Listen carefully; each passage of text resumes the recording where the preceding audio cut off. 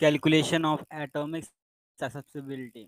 इसमें हम एक एटम लेंगे और हम ऐसा एटम ले रहे हैं जिसके अंदर बहुत सारे इलेक्ट्रॉन्स हों और उस एटम को हम एक्सटर्नल मैग्नेटिक फील्ड के अंदर रख देंगे। फिर हमें उसकी एटॉमिक ससेप्टिबिलिटी बतानी है कितनी है। हमें पता है कि किसी एटम की एटॉमिक ससेप्टिबिलिटी होती है, ये susceptibility is equal to -1/v curl square E naught upon curl of E square. ये जब आती है कर्ल ऑफ बी स्क्वायर, ये जब आती है जब जौन सी यहाँ पे ई है, ई यहाँ पे किसी एटम की ग्राउंड स्टेट एनर्जी है। अगर हमें इसकी ग्राउंड स्टेट एनर्जी पता चल जाए तो हमें एटम की ससेप्टिबिलिटी हम फाइंड आउट कर सकते हैं कितनी है। तो सबसे पहले इसकी ससेप्टिबिलिटी निकालने के लिए हमें ग्राउंड स्टेट एनर्जी पता करनी पड़ेगी उस एटम की। उस एटम की ग्राउंड स्टेट एनर्जी हम श्रोडिंगर वेव इक्वेशन से पता करेंगे। लेकिन श्रोडिंगर वेव इक्वेशन का हम यूज़ तब करते हैं जब हमारे पास सिर्फ एक एटम के अंदर एक ही इलेक्ट्रॉन, जैसे कि हाइड्रोजन एटम हो गया। लेकिन अगर हमारे पास ऐसा इलेक्ट्रॉन है जिसके अंदर बहुत सारे नंबर ऑफ इलेक्ट्रॉन है, तो वहाँ पे हम श्रोडिंगर वेव इक्वेशन का यूज़ नहीं कर सकते। तो उसके लिए हम कोई परटर्बेशन थ्योरी का यूज़ करेंगे। हम कर तो और भी ज़्यादा वेरिएशन मेथड का यूज़ कर सकते हैं, डब्ल्यूकेवी का मेथड यूज़ कर सकते हैं, लेकिन यहाँ पे परटर्बेशन का यूज़ हम इसलिए कर रहे हैं क्योंकि हमारी यहाँ पे डिस्टरबेंस जो सी मैग्नेटिक फील्ड में फ़र्क आया है वो बहुत ज़्यादा कम है। इसलिए हम यहाँ पे परटर्बेशन थ्योरी का यूज़ कर रहे हैं। और हमें पता है कि किसी एटम की जो ग्राउंड स्टेट एनर्जी है, एनर्जी को हम लिख सकते हैं ये हैमिल्टोनियन की फॉर्म में। ये हैमिल्टोनियन होता है हमारे पास kinetic energy plus potential energy, इन दोनों का सम होता है। तो यहाँ पे हम ऐसा कह रहे हैं कि जो सी दो इलेक्ट्रॉन्स के बीच में जो सी इंटरेक्शन है वो हम इग्नोर करके चल रहे हैं, और वो न्यूक्लियस के साथ भी इंटरेक्शन है वो हम इग्नोर करके चल रहे हैं। इसीलिए हम कह रहे हैं कि जो सा हमारे पास ग्राउंड स्टेट पे जो सी एनर्जी है वो इलेक्ट्रॉन की सिर्फ काइनेटिक एनर्जी के कारण है। तो फिर हमारे पास हैमिल्टोनियन आ जाएगा। Hamiltonian H is equal to 1/2 m summation I, ये पी आई स्क्वायर। यहाँ पे जो सा आई है ये बता रहा है कि किसी एटम के अंदर कितने नंबर ऑफ इलेक्ट्रॉन्स है, टोटल नंबर ऑफ इलेक्ट्रॉन्स, वो यहाँ पे आई हमें बता रहा है। और पी है जो से इलेक्ट्रॉन्स का अपना ये ऑर्बिट, ये लीनियर मोमेंटम है, ये हमें पी आई बता रहा है। हमें पता है कि अगर कोई किसी एटम के अंदर जो से ये इलेक्ट्रॉन्स हैं, ये इलेक्ट्रॉन्स अगर इस ऑर्बिट में घूमेंगे तो ऑर्बिटल एंगुलर मोमेंटम होगा इन इलेक्ट्रॉन्स का अपना, और अपनी एक्सिस पे ये स्पिन करेंगे तो इनका अपना स्पिन एंगुलर मोमेंटम होगा, है ना। तो हम इन दोनों का एंगुलर मोमेंटम निकालेंगे, स्पिन भी और ऑर्बिटल भी। अब हम ऑर्बिटल का केस देख लेते हैं। जब हम किसी एटम को अगर हमने एक्सटर्नल फील्ड के अंदर नहीं रखा है, यानी कि बी इसके अंदर जीरो है, जब बी है तो इस केस में हमारे पास हैमिल्टोनियन हो जाएगा ये। लेकिन जब इसी एटम को हम एक्सटर्नल मैग्नेटिक फील्ड के अंदर रख देते हैं, तो एक्सटर्नल मैग्नेटिक फील्ड में रखने से होगा कि जो से इसके इलेक्ट्रॉन्स का अपना ऑर्बिटल एंगुलर मोमेंटम था, तो अब वो एक्सटर्नल मैग्नेटिक फील्ड में होने से वो यहाँ पे थोड़ा-सा चेंज हो जाएगा, उसमें चेंज आएगा। वो चेंज होगा हमारे पास, देखो पहले इसका लीनियर मोमेंटम पी है, अब इसका लीनियर मोमेंटम हो जाएगा पी इज़ इक्वल टू ये P plus A R I E Y C. यहाँ पे जो सा आर आई है ये पोजीशन कोऑर्डिनेट हैं, एक्स वाई जेड कह सकते हैं, और जो सा यहाँ पे हमारे पास ए है ये पोटेंशियल वेक्टर है हमारे पास जो सा इन इलेक्ट्रॉन्स का। जो सा ये एक्सटर्नल मैग्नेटिक फील्ड आया है, ये हमने अभी इसमें अप्लाई किया, तो ये एक्सटर्नल मैग्नेटिक फील्ड यूनिफॉर्म है, यहाँ पे हर एक जगह होमोजीनियस रहेगा ये। और जो से ये एक्सटर्नल मैग्नेटिक फील्ड है हमने जेड एक्सिस के अलोंग इसमें अप्लाई किया है इस एटम के ऊपर। हम यहाँ पे एटम भी ले सकते हैं और आयंस भी ले सकते हैं। अच्छा, जो सा हमारे पास ये पोटेंशियल आया है, ये हमें इस तरीके से चूज करना है अपनी मर्जी से कि फिर इसका डाइवर्जेंस है ये 0 के बराबर हो और इसका कर्ल है वो b के बराबर आए। तो हम अपनी मर्जी से ये पोटेंशियल वेक्टर ये चूज कर लेते हैं, a इज इक्वल टू ये -1/2 r vector cross b vector. देखो अभी हमने ये चूज किया है, ये चूज करने इसके लिए हमारे ये 2 कंडीशन है, ये सैटिस्फाई होनी ज़रूरी है।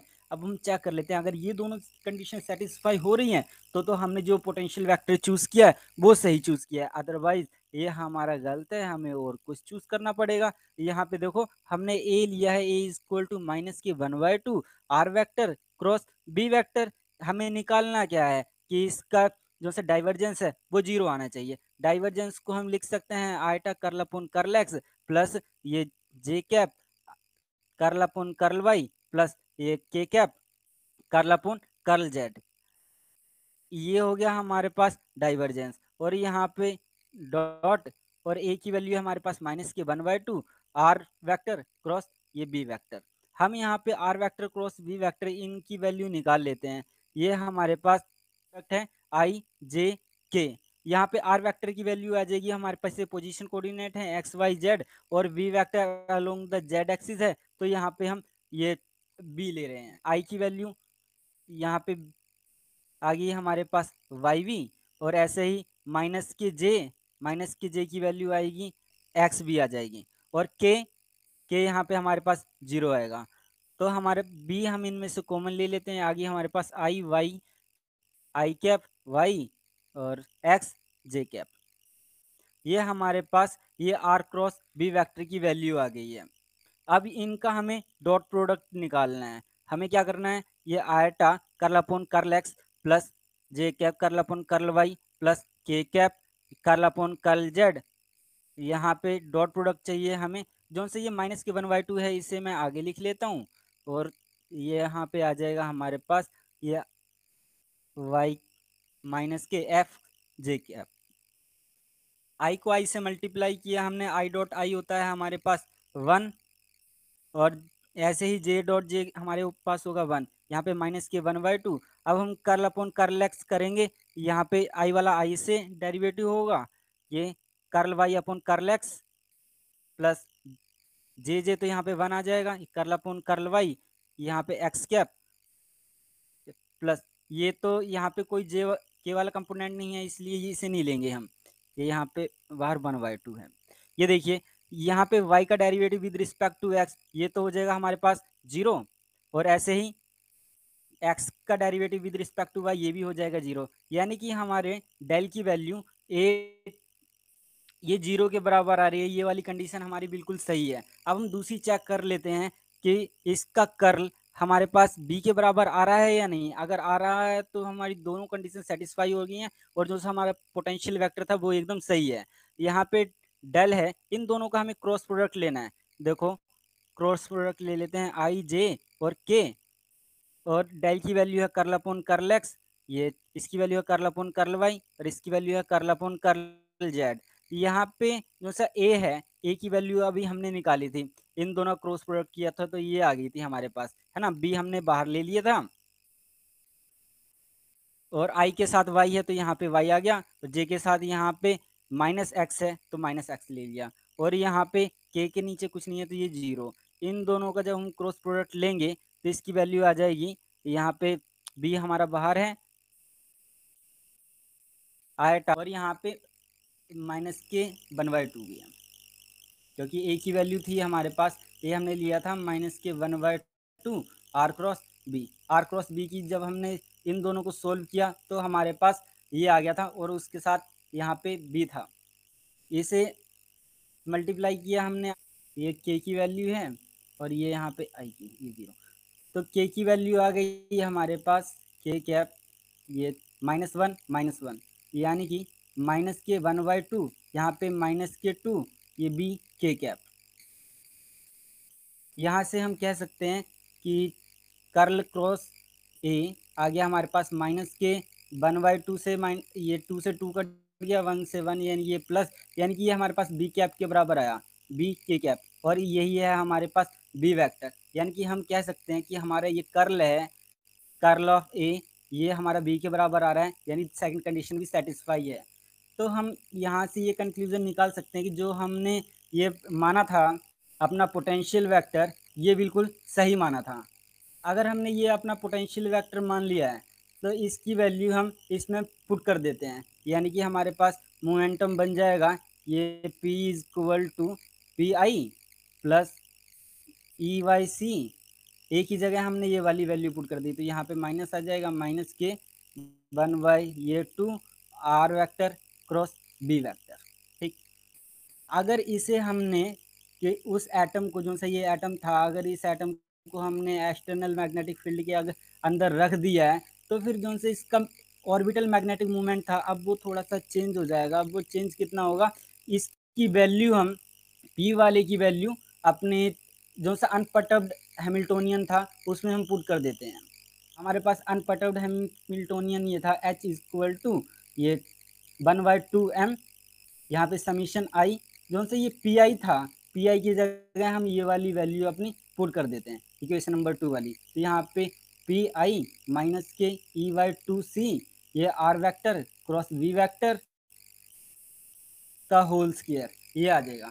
अब हमें इसे सोल्व करना है, आर वेक्टर क्रॉस, जब हम इसे सोल्व कर लेंगे, ये H is equal to 1/2m summation I, जब पी यहाँ पे स्क्वायर है, यानी कि ये आ गया अपना, तो ए माइनस बी का होल फार्मूला लगा देंगे, तो ये पी आई का स्क्वायर, ये माइनस प्लस के 2ab, A square plus B square minus 2ab होगा, तो यहाँ पे इसका स्क्वायर आ जाएगा ई का स्क्वायर अपन 4c स्क्वायर, ये R vector cross B vector का स्क्वायर, यहाँ पे माइनस के 2ab है, माइनस के 2e 2c P I dot B vector, ये आ गया हमारे पास। अब इनकी वैल्यू हम पुट कर देंगे इसमें, कि फिर जब हम इन दोनों को सोल्व करेंगे क्या आएगा, इसे सोल्व करेंगे क्या आएगा, इसकी वैल्यू को हम इस वाली इक्वेशन में पुट कर देंगे। देखिए यहाँ पे हम अलग अलग से पुट करके देख लेते हैं, तो हमारे पास h आ गया, h इज इक्वल टू ये 1/2m समीशन आई, ये पी आई का स्क्वायर, हमने जो से ये 1/2 था, इसके अंदर इससे मल्टीप्लाई कर दिया, इससे भी कर देंगे और इससे भी कर देंगे, तो इसके साथ किया तो ये आ गया प्लस, अब इसके साथ करते हैं मल्टीप्लाई, तो ये आ जाएगा 1/2m, ये ई स्क्वायर 4c स्क्वायर, ऐसे ही ये R vector cross B vector का होल स्क्वायर, और ये माइनस के 1/2m, ये 2e cross 2c P I dot R I vector cross ये बी वैक्टर। अब हम इन दोनों की वैल्यू निकाल लेते हैं, R vec R vector cross B vector और इसकी वैल्यू, इसे हम यहाँ पे सोल्व करके देख लेते हैं क्या वैल्यू आ रही है। अभी हमने देखा था कि R vector cross B vector, एक तो हमें इसकी वैल्यू निकालनी है और हमें निकालनी है P I dot R I cross B I, एक इसकी वैल्यू निकालनी है। अब इस वाई माइनस एफ, ये जे कैप और ये आई कैप, ये आ गई थी हमारे पास इसकी वैल्यू। ऐसे ही सिमिलरली हम नीचे वाले इन दो इसको भी सोल्व कर लेते हैं, इसकी वैल्यू आ जाएगी हमारे पास P I cross R I vector dot B.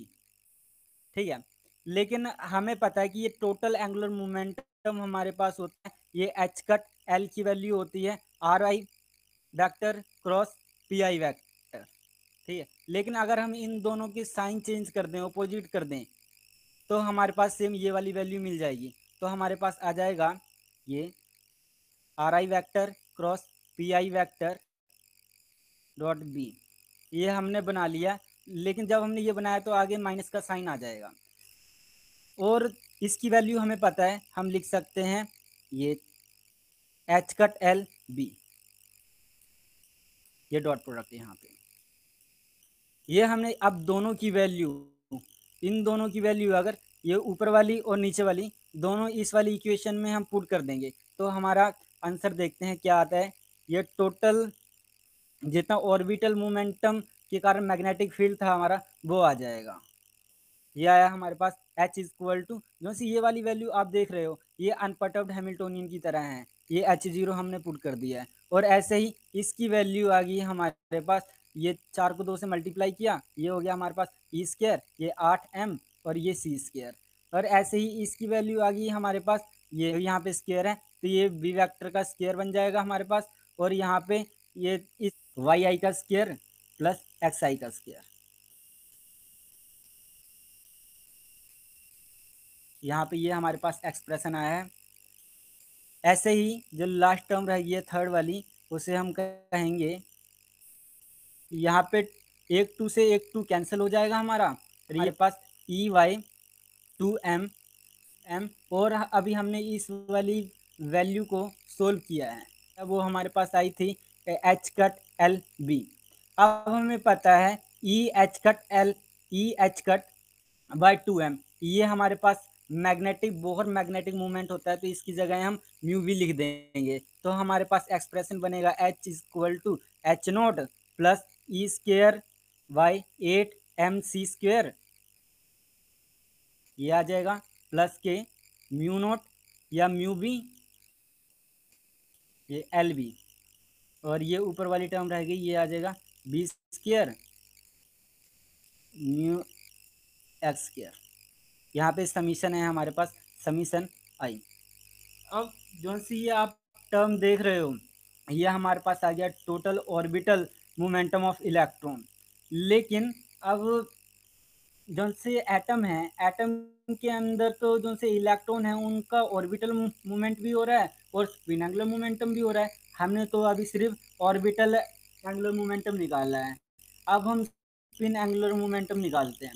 देखो, जब हमारे पास कोई भी अगर एटम है उसे हम एक्सटर्नल मैग्नेटिक फील्ड के अंदर रख देते हैं, एक्सटर्नल मैग्नेटिक फील्ड के अंदर रखने से तो उसके अंदर जो सा एंगुलर मोमेंटम आएगा वो होगा हमारे पास, उसकी वैल्यू आ जाएगी म्यू इक्वल टू माइनस के म्यू डॉट बी। यहाँ पे बी हमारे पास एक्सटर्नल मैग्नेटिक फील्ड है, और यहाँ पे आप म्यू देख रहे हो, म्यू है हमारे पास मैग्नेटिक मूवमेंट, और मैग्नेटिक मूवमेंट की वैल्यू आपको पता है कि ये होती है हमारे पास माइनस के जी म्यू बी और जे। जो सा ये है हमारे पास स्प्लिटिंग फैक्टर होता है, स्प्लिटिंग फैक्टर जो सी ये इलेक्ट्रॉन है इसके लिए हमारे पास स्प्लिटिंग फैक्टर की वैल्यू ये बहुत ज़्यादा छोटी है, यानी कि 2 मान लेते हैं इसे। और जो सा ये बोहर मैग्नेटिक मूवमेंट है इसकी वैल्यू अभी आपने निकाली थी, E H cut upon two two M ये आ गई थी। और जो से जे आप देख रहे हो टोटल एंगुलर मोमेंटम होता है, यहाँ पे टोटल एंगुलर मोमेंटम ना, ये छोटे जो से एटम के अंदर ये इलेक्ट्रॉन्स घूम रहे हैं, ये एटम के अंदर जो से इलेक्ट्रॉन्स घूम रहे हैं, यहाँ पे हम ऐसा एटम ले रहे हैं जिसके अंदर बहुत सारे इलेक्ट्रॉन, और हर इलेक्ट्रॉन्स का अपना एंगुलर मोमेंटम होगा, यानी कि इस वाले इलेक्ट्रॉन का ऐसे, दूसरे वाले का एस वन ऐसे, तो फिर सभी एटम्स का अगर हम इलेक्ट्रॉन ये एंगुलर मोमेंटम जोड़ दें तो समीशन आई ऐसा ये हो जाएगा, तो इसे हम कह रहे हैं कि ये एस के इक्वल है। तो यहाँ पे जो है टोटल एंगुलर मोमेंटम है, इसे हम लिख सकते हैं माइनस के जी म्यू बी, ये एस लिख सकते हैं इसे हम। इसकी वैल्यू हम इस वाली इक्वेशन में पुट कर देंगे तो हमारे पास ये स्पिन के कारण, एंगुलर मोमेंटम के कारण जो मोमेंटम आ जाएगा वो आएगा हमारे पास ये G mu B S dot B. इसकी वैल्यू स्पिन एंगुलर मोमेंटम की वैल्यू हम ऑर्बिटल एंगुलर मोमेंटम वाली इक्वेशन में पुट कर देते हैं तो हमारे पास एटम का टोटल एंगुलर मोमेंटम आ जाएगा। इस जब हमने किसी एटम को एक्सटर्नल मैग्नेटिक फील्ड में रख दिया था और उसके ऑर्बिट का जो सा ऑर्बिटल मैग्नेटिक मोमेंट चेंज हुआ था वो हमारे पास इक्वेशन नंबर 1 से आ गया था, और जो सा इलेक्ट्रॉन्स के स्पिन का एंगुलर मोमेंटम चेंज हुआ था वो हमारे पास इक्वेशन नंबर 2 से आ गया था। लेकिन हमें तो टोटल एंगुलर मोमेंटम चाहिए, टोटल एंगुलर मोमेंटम होगा हमारे पास इन दोनों का सम, तो हम कह सकते हैं हमारे पास हैमिल्टोनियन आ गया H equal to H naught, ये हमारे पास अनपर्टर्ब्ड पार्ट है। और इन दोनों को जब हम ऐड करेंगे तो यहाँ पे ये बोहर मैग्नेटोन वाला फैक्टर ये कॉमन आ रहा है, ये हमने बाहर ले लिया और ये आ जाएगा, अंदर बचेगा एल, और बी भी दोनों में कॉमन आ रहा है, इसे भी हम बाहर ले लेंगे, अंदर बचेगा जी एस डॉट बी। यहाँ पे प्लस ये E square upon 8 mc square, ये B square summation I X I square plus Y I square. ये तो आ गया हमारे पास टोटल हैमिल्टोनियन, जब हमने किसी एटम को एक्सटर्नल मैग्नेटिक फील्ड के अंदर रखा है। लेकिन हमें क्या चाहिए, हमें बताना है कि फिर सब्सिबिलिटी किसी एटम की सब्सिबिलिटी के लिए हमें तो इसका ग्राउंड स्टेट एनर्जी चाहिए थी। अगर ग्राउंड स्टेट एनर्जी आ जाती है फिर हम उसका मैग्नेटिक फील्ड के साथ सेकंड डेरिवेटिव कर दें तो फिर हमारे पास ये सब्सिबिलिटी आ जाएगी। तो ग्राउंड स्टेट एनर्जी निकालने के लिए हमें इसका सेकंड ऑर्डर डेरिवेटिव निकालना पड़ेगा। मतलब कि ग्राउंड स्टेट एनर्जी कम से कम सेकंड ऑर्डर तक परटर्ब्ड होनी चाहिए। तो लेकिन यहाँ पे सेकंड ऑर्डर अगर ये फर्स्ट ऑर्डर तक हुई तो फिर उसका सेकंड डेरिवेटिव हम करेंगे तो वो जीरो आएगा। तो ये निकालने के लिए हम मान लेते हैं कोई हमारे पास एटम था। ये एटम का जब हमने ये अगर एक्साइटेशन निकालें तो जब एक एटम जब एक्साइट होके वहाँ पे जाएगा और इसे हमने एक्सटर्नल मैग्नेटिक फील्ड में रख दिया है। अगर हम बहुत ज़्यादा हाई मैग्नेटिक फील्ड अप्लाई कर रहे हैं और जो उनसे इनका एक्साइटेशन है वो भी बहुत ज़्यादा है, लेकिन जो उनसे इसमें चेंज आ रहा है वो बहुत ज़्यादा कम हो, तो फिर वहाँ पे हम ये परटर्वेशन थ्योरी लगाते हैं। परटर्वेशन थ्योरी हम दो कारण से लगाते हैं, एक तो इनका चेंज है वो बहुत छोटा होना चाहिए और दूसरा हमें जो सा अनपर्टर्ब्ड पार्ट है उसकी आइगन वैल्यू और आइगन फंक्शन हमें पता होना चाहिए। यहाँ पे इसकी हमें आइगन वैल्यू और आइगन फंक्शन पता है और जो सा ये वाला पार्ट है ये बहुत ज़्यादा छोटा है। यहाँ पे इसकी जोन से हमारे पास एटम है इसकी nth आइगन स्टेट हम निकाल लेते हैं। nth आइगन फंक्शन या आइगन वैल्यू निकाल लेते हैं, वो आएगी E is equal to E en 0 plus en 1 plus en 2। यहाँ पे आप en 0 देख रहे हैं ये अनपर्टर्ब्ड एनर्जी है और जो सी en 1 है यहाँ पे फर्स्ट ऑर्डर कोरेक्शन एनर्जी में फर्स्ट ऑर्डर कोरेक्शन है। यहाँ पे en 2 ये एनर्जी में सेकंड ऑर्डर कोरेक्शन है।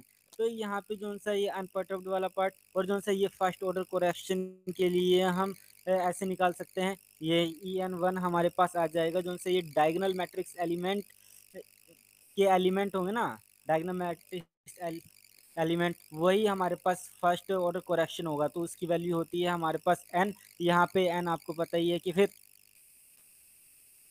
ये आइगन ये आइगन एनर्जी है हमारे पास n। ये तो आ गया हमारे पास फर्स्ट ऑर्डर कोरेक्शन। और ऐसे ही अगर हम सेकंड ऑर्डर कोरेक्शन निकालना चाहें तो उसकी वैल्यू होगी हमारे पास ये n not equal to n dash h cut का square n fact upon en 0 en 0 minus के en-0।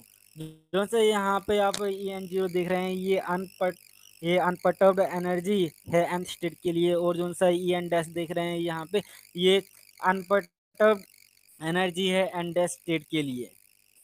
तो हमें इन दोनों की वैल्यू निकाल के अगर इसमें हम पुट कर देते हैं तो हमारे पास ये हैमिल्टोनियन यानी कि एनर्जी आ जाएगी, ग्राउंड स्टेट एनर्जी। तो ग्राउंड स्टेट एनर्जी के लिए हम क्या करेंगे, इसका डायगोनल मैट्रिक्स एलिमेंट यहाँ पे हमारे पास n वो स्टेट है जहाँ पे एटम प्रेजेंट है हमारा, और यहाँ पे ई डैश हमारे पास फर्स्ट एक्साइटेशन स्टेट और ई एन स्क्वायर यहाँ पे सेकंड एक्साइटेशन स्टेट हो गई है। हम इन दोनों की वैल्यू निकालेंगे और एच हमारे पास अनपर्टर्ब्ड वाला सॉरी एच डैश है जो सा ये पर्टर्ब्ड वाला पार्ट है। तो पर्टर्ब्ड वाले पार्ट में इसमें देखिए आप एच की जगह जोन सा हमारे पास ऑपरेटर वाला पार्ट है, यहाँ पे एल और एस ऑपरेटर वाला पार्ट है उसे तो इसके अंदर रखना है और जो बाकी वाला बचा हुआ पार्ट है उसे बाहर रखेंगे। जैसे कि हम फर्स्ट एक्साइटेशन स्टेट निकाल लेते हैं फर्स्ट ऑर्डर के लिए, तो ये आ जाएगी हमारे पास ये म्यू ये बोर मैग्नेटोन वाला और मैग्नेटिक फील्ड वाला ये दोनों फैक्टर बाहर रहेंगे और अंदर हम अनपर्टर्ब्ड वाला पार्ट यानी कि एक तो एन और एच डैश की जगह हमें एल रखना है प्लस जी आई और एस ये वाला पार्ट रखना है।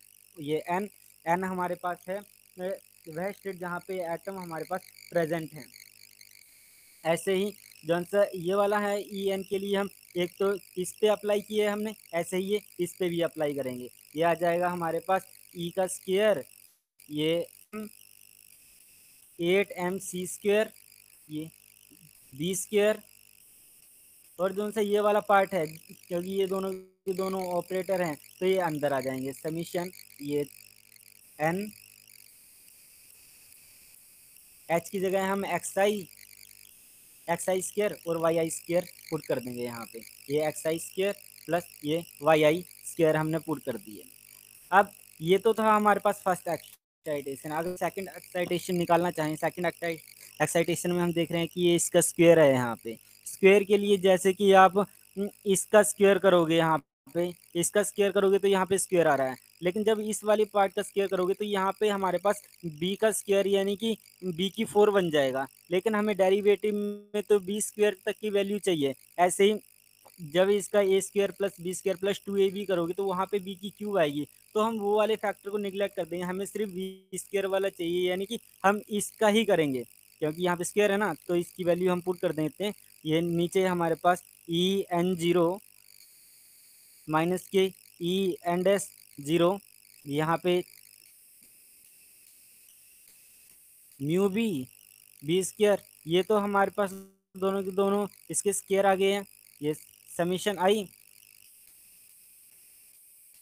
ये एन, और ये वाला पार्ट हमारे पास L plus G I S, इसका हम स्क्वायर कर देते हैं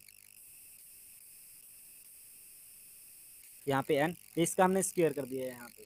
अब इन दोनों वैल्यू को, इसको और इसको, इन दोनों को वैल्यू को हमें इस वाली इक्वेशन के अंदर पुट करना है, तो फिर हमें आइगन वैल्यू जो से अपनी ग्राउंड स्टेट एनर्जी है वो मिल जाएगी। तो हमारी ground state energy E N आ गई है। ये ई एन जीरो, ये ग्राउंड स्टेट की है अनपर्टर्ब्ड वाली, और फर्स्ट एक्साइटेशन की आ जाएगी हमारे पास म्यू बी, ये N L plus G I S, यहाँ पे एल, ये प्लस ई स्क्र 8mc², ये बी का स्क्वायर, ये समीशन आई, यहाँ पे N X I square plus Y I square, ऐसे ही ये plus mu B square summation I, ये N L plus G I S, ये एन डैश का स्क्वायर अपॉन ये en0 माइनस के en1, ये en-0। यहाँ पे ये हमने एनर्जी निकाल ली है, और जो सी ये वाली हमारे पास एनर्जी आई है ये हर एक एटम आयन के लिए ये यही रहेगी। और जो सी ये वाली वैल्यू है ये हम इंसुलेटर के लिए भी यूज़ कर सकते हैं। और हमें तो मैग्नेटिक सक्सेसिबिलिटी निकालनी है, हमारे पास आइगन वैल्यू ये ग्राउंड स्टेट एनर्जी आ गई है। अब ग्राउंड स्टेट एनर्जी का अब हम मैग्नेटिक फील्ड के साथ डबल डेरिवेटिव कर देंगे तो हमारे पास ये इसकी मैग्नेटिक सक्सेसिबिलिटी आ जाएगी। बस मैग्नेटिक सक्सेसिबिलिटी के लिए हमें चाहिए क्या इसमें कि एक तो हमें ऑर्बिटल मैग्नेटिक मोमेंट चाहिए और स्पिन मैग्नेटिक मोमेंट चाहिए। अगर ये दोनों हमारे पास हैं तो हम किसी की भी सक्सेसिबिलिटी निकाल लेते हैं। देखिए यहाँ पे हमने परटर्वेशन थ्योरी का यूज़ किया है। परटर्वेशन थ्योरी हम कहाँ पे यूज़ करते हैं, जहाँ पे ये जौन सा ऑर्डर हमारे पास चेंज हो रहा था ये अगर बहुत ज़्यादा छोटा हो तो हम चेक कर लेते हैं कि ये छोटा है भी या नहीं। जैसे कि हमने ये अप्लाई मैग्नेटिक फील्ड बहुत ज़्यादा हाई दे दिया, और जो उनसे एक्साइटेशन वैल्यू है मतलब कि लोअर वैल्यू से अपर वैल्यू तक जो एक्साइट करने के लिए जो एनर्जी चाहिए अगर वो भी ज़्यादा है, लेकिन जो उसके अंदर चेंज बहुत ज़्यादा कम आ रहा है, तब तो हम इसमें परटर्वेशन थ्योरी का यूज़ कर सकते हैं, अदरवाइज नहीं। तो हम चेक कर लेते हैं इसे। तो देखिए यहाँ पे हमारे पास जो सा फर्स्ट वाला पार्ट है इसमें हम चेक कर रहे हैं। फर्स्ट वाले पार्ट में हमने देखा ये mu B N L plus G I S N, इसके अंदर आप देखेंगे कि जौन सा ये ऑर्डर आ रहा है। अब हम ऑर्बिटल मैग्नेटिक मूवमेंट का अगर ऑर्डर देखें, इसका ऑर्डर आएगा हमारे पास ऑर्डर ये म्यू बी, इसका ऑर्डर देखिए। अब हमें मैग्नेटिक मूवमेंट का ऑर्डर देखना है जब हमारे पास कोई इलेक्ट्रॉन एटम की nth स्टेट में है, तब हमें देख रहे हैं। तो अगर कोई हमारे पास एटम की nth स्टेट में है तो उसका ऑर्डर इन होगा।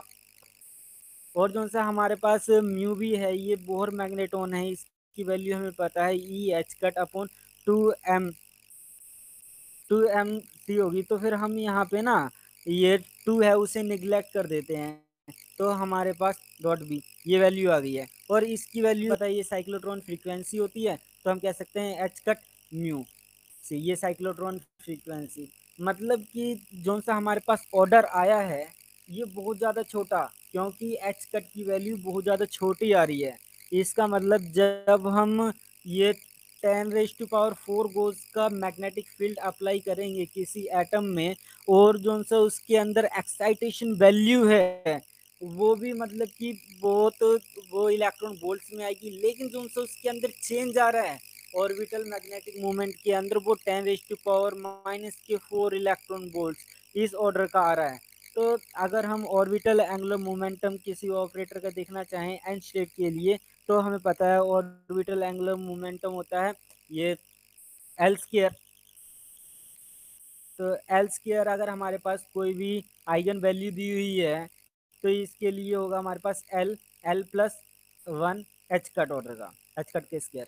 तो यहाँ पे हम एल जो सा अपना ऑर्बिटल एंगुलर मोमेंटम देखें तो एल आ जाएगा हमारे पास, एल का मैग्नीट्यूड ये under root L, L plus one upon H cut. तो यहाँ पे हमने जब एल हम एन स्टेट के लिए अप्लाई करेंगे तो फिर हमें जो सा ऑर्डर मिलेगा वो एच कट के मल्टीपल का मिलेगा, है ना। एच कट के ऑर्डर का मिलेगा हमें ऑर्बिटल एंगुलर मोमेंटम, जो कि एच कट हमारे पास बहुत ज़्यादा छोटा होगा, और जो सी एल की वैल्यू है 0 1 2 ये ऐसी होगी। तो ये तो था हमारे पास फर्स्ट एक्साइटेशन स्टेट के लिए हमने निकाल लिया है, इसके लिए निकाला है जो कि बहुत ज़्यादा छोटी आ रही है, 10⁻⁻⁴ के ऑर्डर की आ रही है। अगर स्पिन के लिए भी हम सेम इसी तरह स्पिन के लिए भी हमारे पास आ जाएगी, उसका भी हम एन स्टेट के साथ ये ऑर्डर निकलेंगे।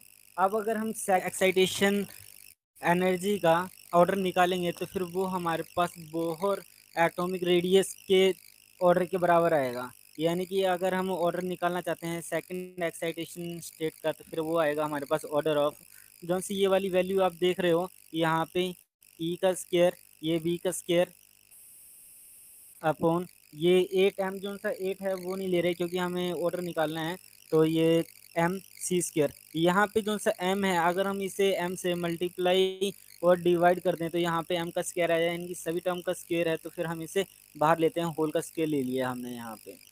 और यहाँ पे m जो सा अगर हमने a को n के साथ x को अगर n का ऑर्डर निकाला है x के, तो फिर वो हमारे पास बोहर एटॉमिक रेडियस के ये ऑर्डर के बराबर आएगा। लेकिन यहाँ पे एक्स का स्क्वायर है, मतलब कि इसका स्क्वायर आ जाएगा हमारे पास, बोहर एटॉमिक रेडियस के ऑर्डर का स्क्वायर।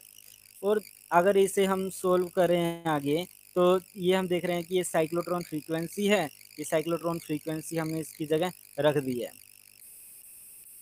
और जो उनसे ये बोहर एटॉमिक रेडियस है ए, ए की वैल्यू हमारे पास होती है एक, एक ए की वैल्यू की जगह तो हमने लिख लिया है ये एच अपॉन एच कट का स्क्वायर अपॉन ई का स्क्वायर। और जो सा दूसरा है हमारे पास ए हमने एज इट इज रखा है, ठीक है।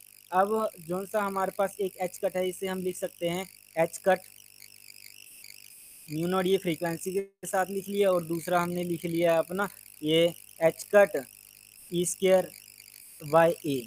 जो सा ई स्क्वायर बाई ए है इसकी वैल्यू आ रही है हमारे पास 27 इलेक्ट्रॉन वोल्ट, जो कि बहुत ज़्यादा है।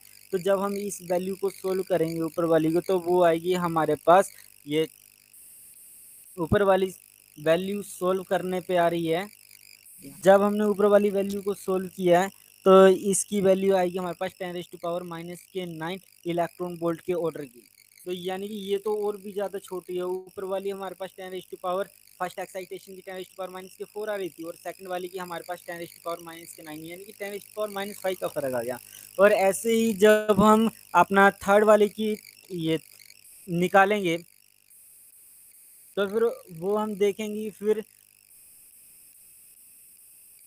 वो हमारे पास था क्या, फर्स्ट वाले का स्क्वायर था, फर्स्ट वाली हमारे पास 10⁻⁻⁴ आ रही थी, तो इसका स्क्वायर कर देंगे यानी कि 10⁻⁻8 ऑर्डर की आएगी, तो ये भी बहुत ज़्यादा छोटी है। ऐसे ही हम आगे फर्दर आगे चले जाएंगे तो हमारे पास ये और भी ज़्यादा छोटी आती जाएगी।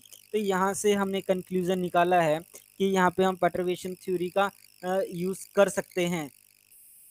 इसका ससेप्सिबिलिटी यानी कि इसकी आइगन स्टेट निकालने के लिए। अगर एक बार हमारे पास आइगन स्टेट आ गई है, फिर उसका हम बोहर मैग्नेटॉन के मैग्नेटिक फील्ड के साथ डेरिवेटिव करके अपना ससेप्सिबिलिटी निकाल सकते हैं।